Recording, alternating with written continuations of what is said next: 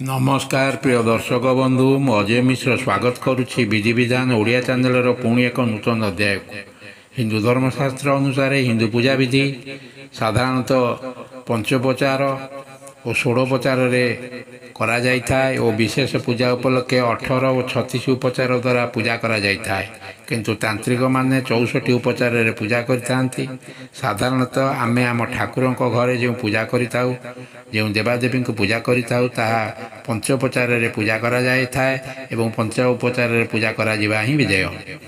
पंचोपचार पूजा अर्थात गंध पुष्पे धूप दीप नैवेद्य पंचते क्रमात् अर्थात गंध पुष्प धूप दीप नैवेद्य यही 5 गोटी उपचार रे पूजा करा जिबा विधेय।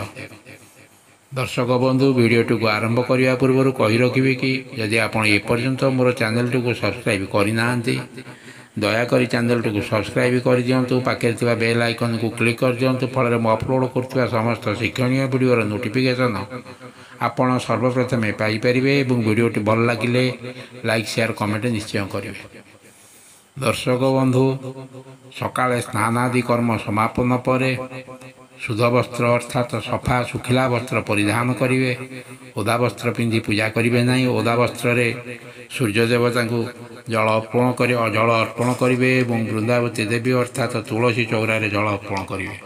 दर्शक बंधु तापर सर्वप्रथमे ठाकुरंकर घर झाड़ू द्वारा ठाकुरंकर घर को भल भाव में सफा करदे। तापर शुद्धता आने गंगा जल सिंचन करदे। शुद्ध आसन पकाइबे। यदि आसन शुद्धि मंत्र जानी मंत्र पाठ करेंगे नचेत सामान्य गंगा जल आसन पर सिंचन करी आसन टी शुद्ध करदे। आसन शुद्धि मंत्र यहीपरी पृथ्वी त्वेति मंत्रस्य मेरुपृष्ठ ऋषि सुतलं छंद कूर्म देवता आसन पवेशन विनियोग ओं पृथ्वी त्वया धृत्वा लोकदेवी तंग विष्णुना धृत्वा तंग च धारयमि नित्य च आसन कुरु। ये मंत्र को पढ़िकी आसन बिछाई देवे। बिछाई दे आसन ऊपर को फूल पकाईदेवे। तापर ठाकुरंकर घरे आग प्रथमे ठाकुर को दि जाइथिबा फूल गतकाली पूर्व दिन जो फूल पत्र सब दि जाए ताको काढ़ी देबे। तापर शुद्ध जल द्वारा ठाकुर को स्नान कराइदेवे।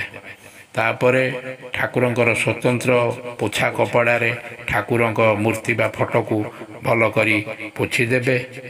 तापर चंदन पेड़ी रे चंदन घोरी प्रत्येक देवादेवी को एवं प्रतिमा फोटो जहाँ मूर्ति जहाँ रखि लगाइदेवे। चंदन देवा समय यही मंत्र को पाठ करेंगे। मंत्रटी को बर्तमान मो स्क्रीन उपर दे आपड़ चाहिए लिखि रखिपारे। श्रीखंडं चंदनं दिव्यं गंधाढ़्या सुमनोहर विलेपनं सुरश्रेष्ठ चंदनं प्रति गृहताम। यही मंत्र को पढ़िकी चंदन देवे। चंदन दे सारा पर फूल बेलपत्र तुलसी पत्र अर्पण करेंगे। यही बेल फूल एवं तुलसी पत्र देवा समय रे आपण यही मंत्रटी को पाठ करेंगे। माल्यादीनि सुगंधिनी मालत्यादीनि भक्तितः महादूतानि पुष्पाणि पूजार्थं प्रतिगृहताम। यही मंत्र पढ़ी ठाकुर को फूल अर्पण करेंगे। फूल देवा पूर्व फूल गुड़िक जदि आप मंत्र पाठ कर शुद्ध करदे ताहा बहुत भल हेबो। फूल गुड़ी को आमे केउठू जो जगार तोड़ी थाऊ जगहटी शुद्ध न थाए तले आमे तले ठिया होई थाऊ जगहटी अपवित्र थाए बा फूल तेणु फूल गुड़ी को सर्वप्रथमे शुद्ध करिकिरी तापर फूल को अर्पण करने उचित हे। फूल जदि शुद्ध करने को चाहिए यही मंत्र को पढ़िकी फूल शुद्धि करें। ओं पुष्पे पुष्पे महापुष्पे सुपुष्पे पुष्प संभवे पुष्पयो विकिन्ने च हुं फट स्वाहा। आउ थे पढ़ी दूसरी मंत्रटी को ओं पुष्पे पुष्पे महापुष्पे सुपुष्पे पुष्प संभवे पुष्पयो विकिन्ने च हुं फट स्वाहा। फूल गुड़िक सर्वप्रथमे फूल देवा पूर्व या शुद्ध करदे फूल तापर এই ମନ୍ତ୍ର ପଢ଼ି ଫୁଲ ଗୁଡ଼ିକୁ ଦେବେ। ତାପରେ ଧୂପ ଅର୍ପଣ କରିବେ। ଧୂପ ଦେବା ସମୟରେ ଏହି ମନ୍ତ୍ରକୁ ପାଠ କରିବେ। ବନସ୍ପତି ବସ ଦିବ୍ୟ ଗନ୍ଧାଢ଼୍ୟ ସୁମନୋହର ଅଘ୍ରୟଂ ସର୍ବଦେବାନାଂ ଧୂପୟଂ ପ୍ରତିଗୃହୀତମ୍।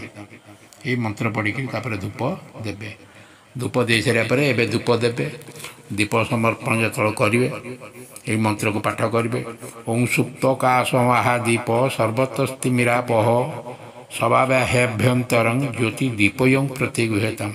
ଏହି ମନ୍ତ୍ର ପଢ଼ିକିରି ବର୍ତ୍ତମାନ ଦୀପ ଦେବେ। ମନ୍ତ୍ର ଗୁଡ଼ିକ ମୋ ସ୍କ୍ରିନ୍ ଉପରେ ଦେଇଯାଇଛି, ଆପଣ ଚାହିଁଲେ ଆକୁ ଲେଖି ରଖିପାରିବେ। ତାପରେ ଆପଣ ଯେଉଁ ପ୍ରତିଦିନ ଫଳ ମିଠା କଦଳୀ ଯେଉଁ ଭୋଗ କରୁଛନ୍ତି ତାକୁ ଗୋଟିଏ ତମ୍ବା ପାତ୍ର ବା ପିତ୍ତଳ ପାତ୍ରରେ ରଖିକିରି ଏହି ମନ୍ତ୍ରକୁ ପାଠ କରି ନୈବେଦ୍ୟ ଅର୍ପଣ କରିବେ।